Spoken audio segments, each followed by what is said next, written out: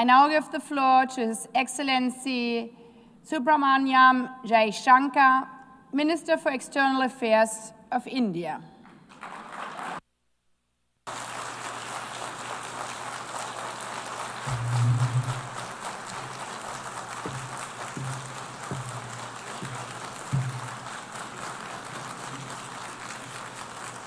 Madam President, Excellencies, ladies and gentlemen, Namaskar from the people of Bharat. We are gathered here 8 decades since the founding of this unique body. The UN Charter calls on us not just to prevent war, but to build peace. Not just to defend rights, but to uphold the dignity of every human being. It challenges us to stand as good neighbors, uniting our strength so that generations to come inherit a world of justice, of progress, and of lasting freedom. Madam President, forces unleashed by history since the founding of the UN propelled this body forward. As decolonization advanced, the world began to return to its natural diversity. The membership of the United Nations quadrupled, and the organization's role and remit grew significantly. In the era of globalization, its agenda evolved even further. Development goals took center stage, even as climate change emerged as a shared priority. Trade acquired greater prominence, while food and health access were recognized as essential to global well-being. Where security was concerned, the UN undertook peacekeeping operations and promoted disarmament discussions. As a result, the UN became a natural platform to debate key global issues. Madam President, we must ask ourselves today, how has the UN lived up to expectations? And just look at the state of the world. There are 2 significant conflicts underway, one in Ukraine and the other in the Middle East, West Asia. Innumerable other hotspots don't even make the news. The slow progress of the SDG Agenda 2030 presents a sorry picture. On climate change, the reality is of recirculated commitments and creative accounting. If climate action itself is questioned, what hope is there for climate justice? When a once-in-a-century pandemic hits us, we saw open discrimination in access to vaccines and to travel. Energy and food security have been the first casualties of conflict and disruption, especially since 2022. Better-off societies insulated themselves by having the first call. The resource-stressed ones scrambled to survive, only to hear sanctimonious lectures thereafter. When it came to trade, non-market practices gamed rules and regimes. The resulting concentration exposed the world to leveraging. On top of that, we now see tariff volatility and uncertain market access. As a result, de-risking is a growing compulsion, whether from limited sources of supply or over-dependence on a particular market. Economic concerns have other dimensions as well. Heightened technology control is one. The grip on supply chains and critical minerals is another. The shaping of connectivity is no less sensitive. Protection of key sea lanes has become a challenge. restricting the evolution of a global workplace is an issue. Each makes a compelling case for more international cooperation, not less. But are we really headed in that direction? And where has the UN actually made a difference? Madam President, as members of the UN, we meet here as sovereign equals. That is not a formalism, but a recognition of the inherent diversity of our world. Understandably, we have different history, traditions, heritage, and culture. For them to coexist, for them to enrich each other, it is imperative that we foster understanding and respect. This will only happen when we resist political interference and economic pressures, when narratives are free of prejudice, when double standards are abjured, and when pluralism is truly appreciated. Madam President, Excellencies, while asserting our rights, we must also firmly face up to threats. Countering terrorism is a particular priority because it synthesizes bigotry, violence, intolerance, and fear. India has confronted this challenge since independence, having a neighbor that is an epicenter of global terrorism. For decades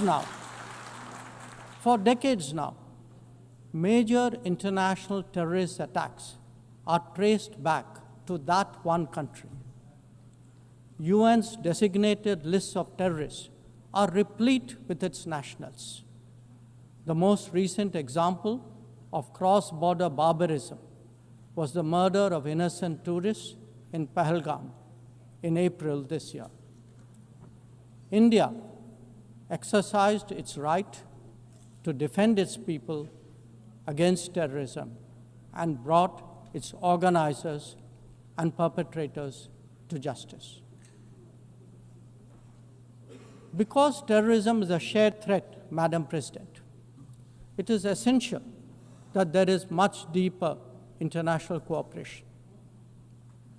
When nations openly declare terrorism a state policy, when terror hubs operate on an industrial scale, when terrorists are publicly glorified, then such actions must be unequivocally condemned.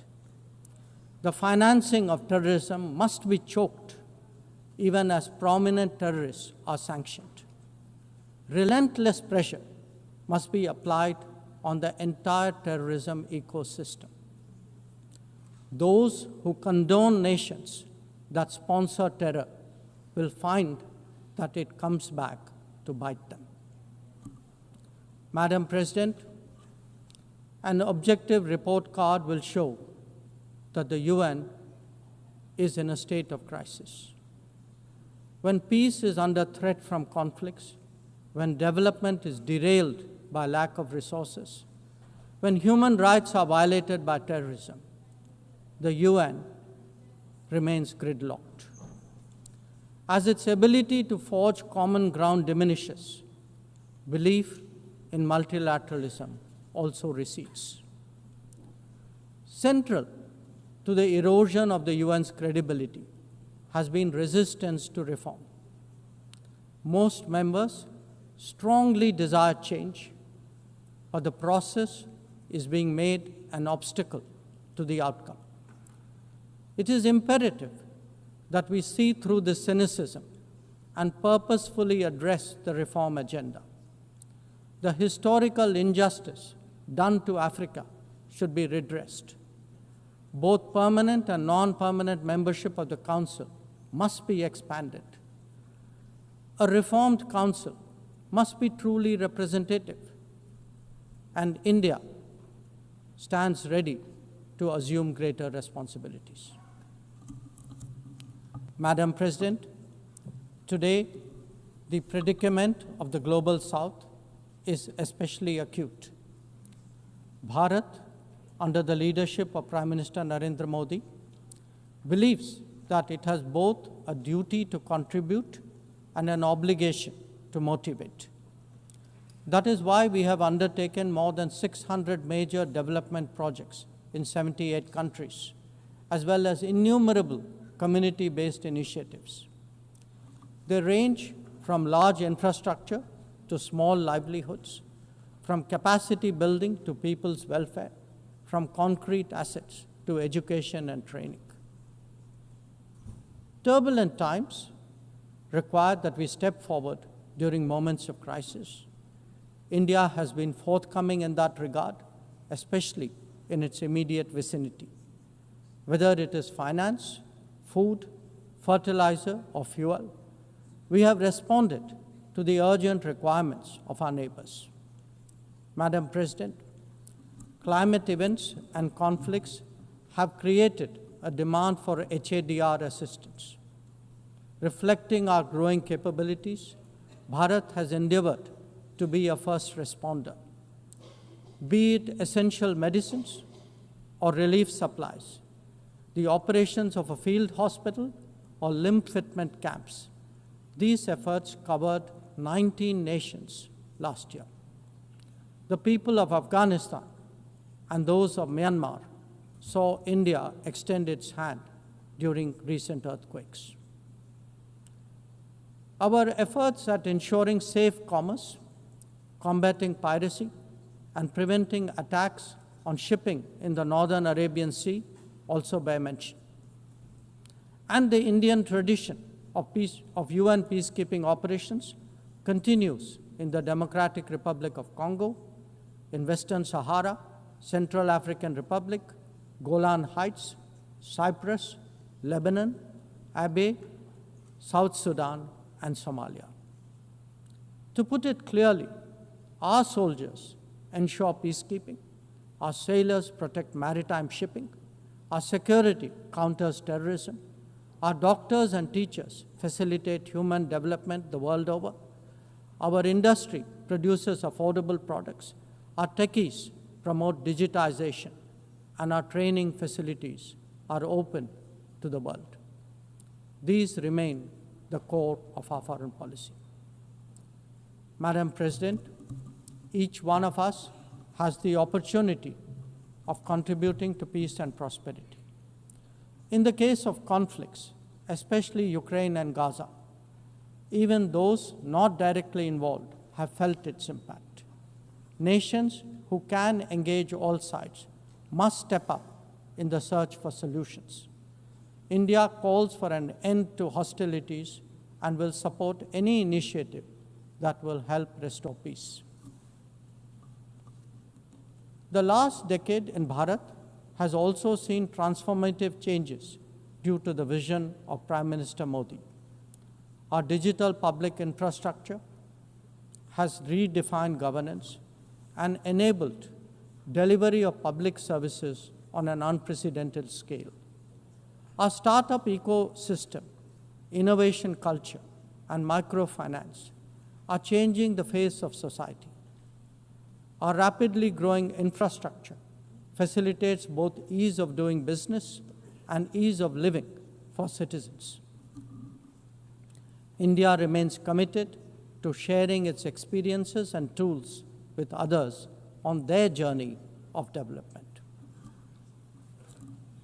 Artificial intelligence as a horizontal and cross-cutting technology has a particular promise for development. India's approach is to harness it responsibly for human welfare.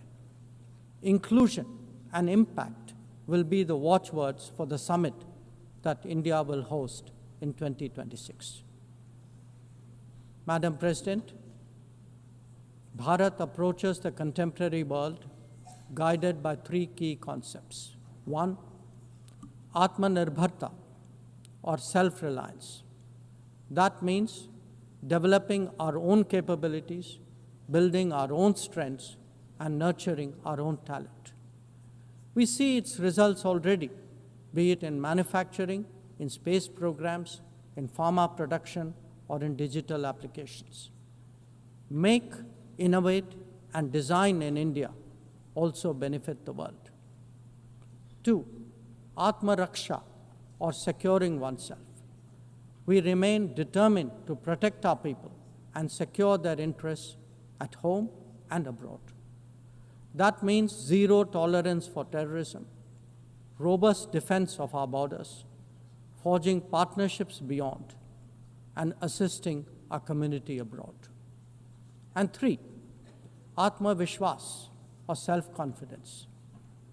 As the most populous nation, as a civilizational state, as a rapidly growing major economy, we are confident about who we are and what we will be. Bharat will always maintain its freedom of choice and will always be a voice of the Global South. Madam President, these are certainly challenging times for the international community. Many of our assumptions and expectations no longer hold.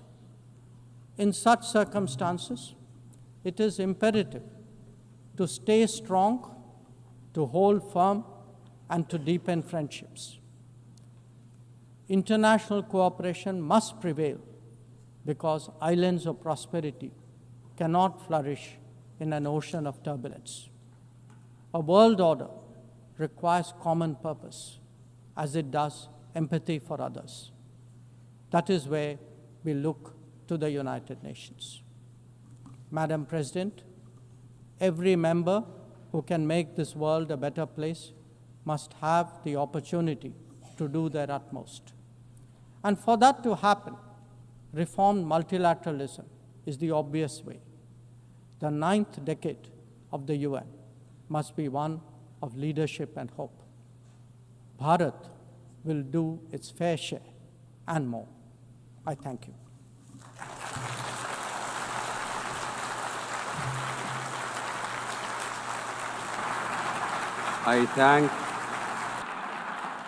I thank the Minister for External Affairs of India.